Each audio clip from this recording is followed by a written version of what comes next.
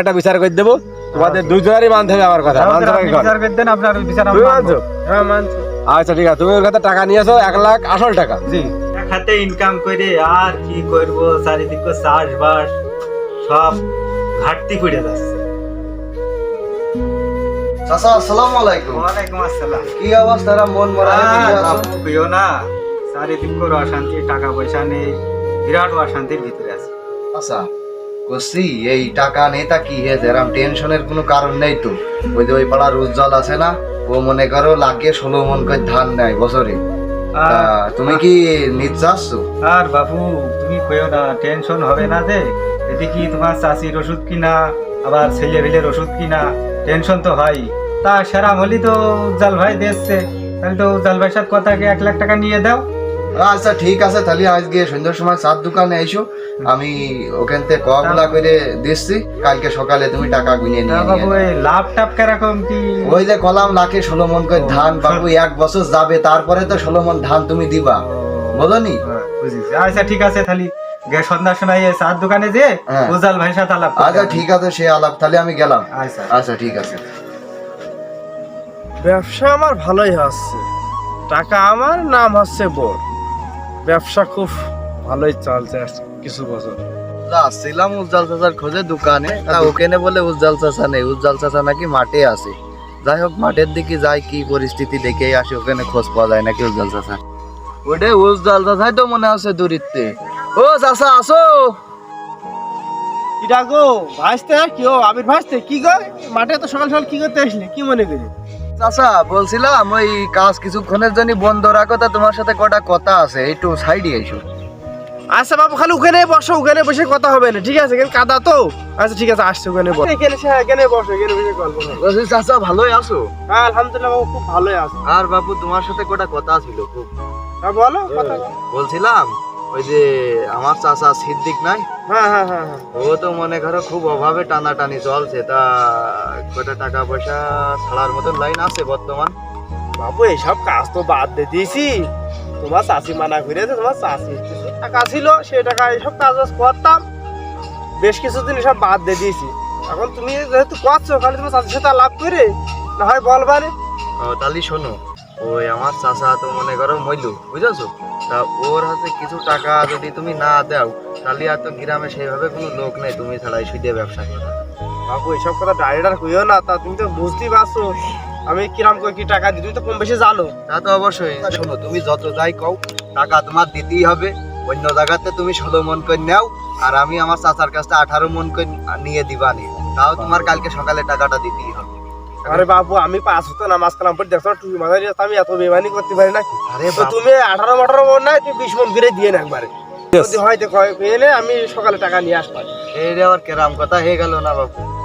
আর এই কথা কারো কাছে কবা না। আচ্ছা ঠিক আছে, তাহলে ওই 20 মনই কথা থাকলো, আমি গেলাম আমার চাচার সাথে একটু আলাপ করে দেখি, ঠিক আছে? আচ্ছা আলাপ করে কিন্তু আমার রাত্রির ভিতরে জানাবো, আমার আচ্ছা। পার্টি আবার অনেক। আচ্ছা আচ্ছা ঠিক আছে, তাহলে আমি রাত্রির ভিতরে তোমার জানিয়ে দিবো। আচ্ছা খালি যাও। আচ্ছা তাহলে থাকো। হ্যাঁ শীত তো ভালোই পড়ছে না? শীতের সময় শীত তো হ্যাঁ ওই শীত ভালোই লাগছে করছি। যাই হোক শোনো, ওই বেলার উজ্জ্বল চাচার কাছে সকালবেলা গেলাম, উজ্জ্বল চাচা মাঠে ছিল, তা ওই চাচার কাছে কইলাম যে ওই তোমার ওই যে টাকা নিতে চাইলে না তুমি, ওই টাকার বিষয়ে মেলা সময় কথা হইল। টাকা তো দরকার।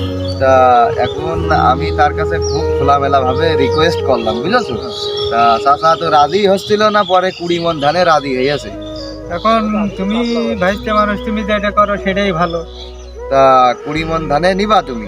20 মন ধানে নিতে হবে। এখন তুমি যখন ঠিক করে ফেলেছো, তখন এখন তো আমার- টাকাও তো দরকার না। আমার তার মান সম্মান থাকবে না তুমি যদি না টাকা তো নাও। দরকার, এদিকে টাকা না হলে তো চলছে না। বিষয় তো সংসারের পরিবেশটা বুঝতেই পারছো। তা তো অবশ্যই, এখন মনে করো টাকা যদি তুমি না নাও, তাহলে তুমি আর অভাবে মরে যাবা। না সে তো বুঝতে পারছি। এখন 1 বছর, তাও তো 20 মন ধান 1 বছর পরে দিয়া পড়ে। হ্যাঁ ওই 1 বছর পরে দিতে আসছে। তা যাই হোক, তাহলে সন্ধ্যার সময়, না সন্ধ্যার সময় না, তাহলে ওই কাল সকালবেলা, কাল সকালে উজ্জ্বল ভাইয়ের কাছে গেলি হবে না? হ্যাঁ ওই টাকাটা তার কাছ থেকে গুনিয়ে নিতে হবে না। মানে আমার তো সময় নেই, তুমি যাই এনে তুমি না নিয়ে আসো। তুমি না থাকলে আবার হয় নাকি? ও আমার কালকে কনে যাবান আমি ঠিক নেই। তুই বাপ্পাই যে আনবা না, যে আনলি হয়ে যাচ্ছে। না না না তুমি যাই এনে, হ্যাঁ তাহলে চলো যাই। আচ্ছা ঠিক আছে। এই উজ্জ্বল ভাই, হ্যাঁ ভাই, তোমার ভাইস্তের সাথে কোনো কথা হয়েছে নাকি? কথা তো হয়েছে ভাই, এখন বালি আনিছে বাড়ির কাজ করবো, হ্যাঁ কথা তো হয়েছে। তা শুনেছো ভাই থেকে বিস্তারিত শুনেছো তো? সব বিস্তারিত শুনেই তো আসলাম, আমার তো আর ভাই ওই দরকার। সকালে দেওয়ার কথা ছিল বুঝলে, হ্যাঁ। তাই আমার তো এই পকেটের ভিতরে আনিছি, এটা তো বুঝতেই পারছো আমি কিরকম ধরনের লোক, ঠিক আছে? তা তো এটা গোপনে তুমি নিয়ে যাও, এটা তো এটা তো গোপনে। কেউ যেন দেখে না, হ্যাঁ? আর তুমি খালি দিয়ে এই নিয়ে যাও, হ্যাঁ? 1 বছর হয়ে গেল সেই সিদ্দিকে টাকা দিলাম, এই ধান দেওয়ার কথা, ধানও দিল না এখনো। আজকে দেখি সিদ্দিকের বাড়ি যেতে হবে, এদিক 5 ওয়াক্ত নামাজ কালাম পড়ি লোকের কাছে বলাও যাচ্ছে না, এটা কাজ গোপনে সারার কথা গোপনে সারতে হবে। দেখি সিদ্দিকের বাড়ির দিকে যাবো, যে দেখি কি বলে। সিদ্দিক না? ও সিদ্দিক, ও সিদ্দিক।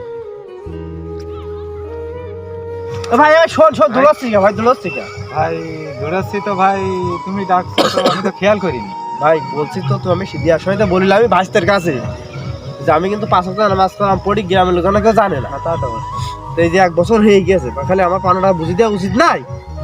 দেবো তো ভাই, এখন আর পরিবেশ বুঝতে পারছেন, এখন তো দেওয়ার কোনো পরিবেশই নেই আমার, তো পানতে দেবো আমি। এই জন্যই তো ভাই আমি গ্রামে সব কারবার করি না, আমি করি বাইরে। 2-5টা কথা কওয়া যায়, গ্রামে এখন কওয়া যায় না। ভাই টাকা আমার দিতেই হচ্ছে, তোমার দেওয়াই লাগবে টাকা। আবার ভাই ভাইস্তের কথা মতো নিয়ে ফেলিস, এখন তুমি কি জোর করে নিবা নাকি টাকা আমার কাছে? ভাই জোর করে আমার তো দেওয়ার কোনো পরিবেশ নেই, পানতে দেবো আমি। এখন যদি জোর করে নিতে হয়, তো আমার জোর করে নিতে হবে, টাকা তোমার দেওয়া লাগবে। মাগরিবের আজান দেওয়ার সময় হয়ে গেল, নামাজ পড়া যায় হবে। কি রে ওখানে সিদ্দিক আর উজ্জ্বল কি জ্ঞানজাম করছে, খুব মিলছিল দেখলাম দুইজনে। আর আমার এখন জ্ঞানজাম বাইতে গেল কি নিয়ে, যাই দেখে আসি দিন বিষয়টা কি। না, তুই 1 বছর ভাই পার হয়ে গেছে। আসসালামু আলাইকুম হুজুর। ওয়ালাইকুম আসসালাম। আবার হুজুর, এই বেটা আমার ইজ্জত পাঞ্চার হবে, হুজুর চলে আছে, এই বেটা আমার ইজ্জত পাঞ্চার হবে। আমি কইলাম ভাই গোপনে টাকা দাবার দিয়ে দিই, আর ভাই, আমি তো বলেছি আপনার হইলেকে যে কয়দিন পরে দিবা না টাকা। এ সিদ্দিক মিয়া শোনো, কিসির টাকা দিবা তার? ভাই এই যে ধান্য করে যে টাকা দেয় না, ওই যে এক কথায় যে সুদ খায়, ও ওই ওর কাছে আমি 1 লাখ টাকা নিয়েছি, বছরে 20 মনকে ধান ভাই। আজ 1 বছর আগে ভাই ওর কাছে আমি 1 লাখ টাকা নিয়েছি, আমি ওই টাকা নেবো না ভাই, বুঝেছেন? আমার ভাইতে কম নি কি দেখি করে আমার টাকা দিয়ে দিয়েছে, এখন এই 20 মনকে ধান ভাই, এখন আমি সংসার চালাতে পারছি না, ওর টাকা আমি দেবো কানতে ভাই, এটা অভাবের বিষয় বুঝতে হয় তুমি না। কি 1 লাখ টাকার কাছে সুদে করে নিলে? তুই দেখেন নিস তো। নাউজুবিল্লাহ, তোবা আস্তাগফিরুল্লাহ, কি করিছো ভাই? আরে ভাই উজ্জ্বল ভাই, হ্যাঁ ভাই বলেন। ভাই আপনি 5 ওয়াক্ত আমার সাথে নামাজ কালাম পড়েন, আযান আকামত দেন, আপনি এই টাকা সুদে করে দিয়েছেন? এটাতে ভাই এটা আমি মানতে পারছি না। আপনি কি সত্যিই দিয়েছেন? ভাই সত্যি আমার এর মধ্যে কিন্তু আছে, ওই টাকাটা আমার বউ ফারাজ বিষয় নিল, সে টাকা আমার আবার কইলে যে টাকায় টাকা বানিয়ে দিও, তা আমি আবার ভাই এই গোপনে কয়েকজনের নাম টাকা দিয়ে দিয়ে বেশ কিছু টাকা বানাইছি। টাকা তো মূলত আমার না, টাকা তো আমার বউ।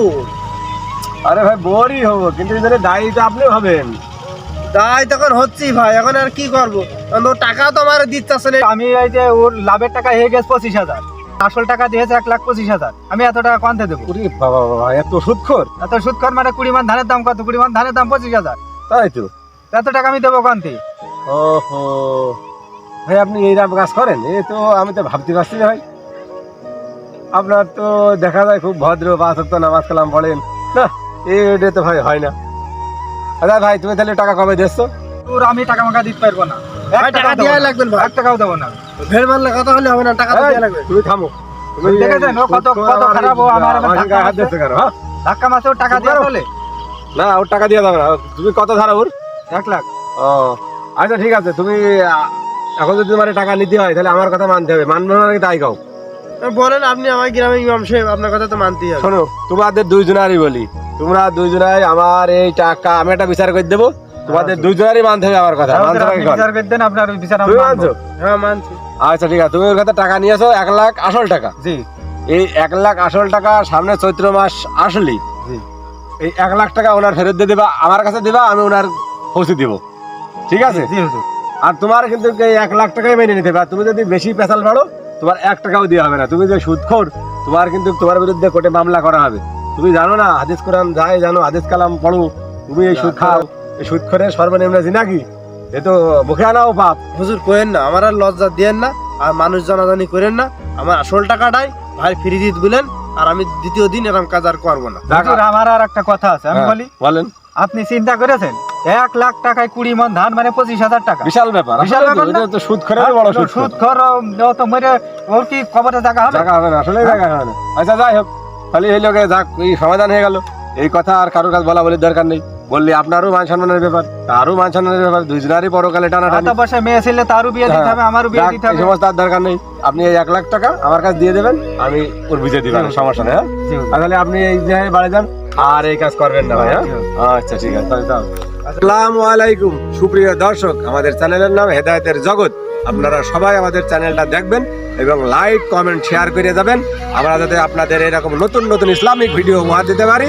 আমাদের আজকের এই ভিডিও থেকে আমরা এই শিক্ষা নিলাম যে আমরা যাতে সুদ ঘুষ এই দিকে আর না যাই, আমরা যারা এই সাথে জড়িত আছি তারা যাতে আর পুনরাবৃত্তি না করি, নতুন করে যাতে এই দিকে না যাই, না জড়াই, সেদিকে আমরা যাতে লক্ষ্য রাখি।